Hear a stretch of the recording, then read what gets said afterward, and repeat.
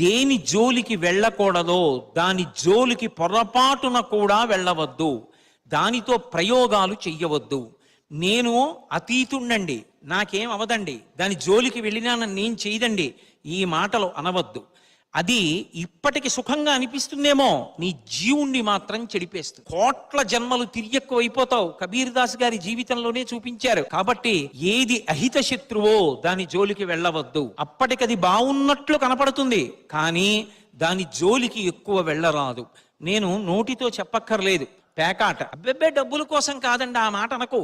అదే ఒక రోజున నిన్ను ఏ ఇంటి ముందు నిలబడి 100 మందికి నువ్వు భిక్షాదానం చేశావో, ఆ నువ్వే ఆ వీధిలోనే పరుల యొక్క గోడ క్రీనీడలో నిలబడి భిక్షాం దేహి అని తల కనపడకుండా బట్ట మూసుకుని చెయ్యి చాపవలసిన పరిస్థితి తేగలదు. ఒక్క క్షణంలో ఐశ్వర్యాన్ని తొలగించగలదు. అటువంటి కలిపురుష ప్రవేశం ఉన్నటువంటి వస్తువుల జోలికి వెళ్ళవద్దు.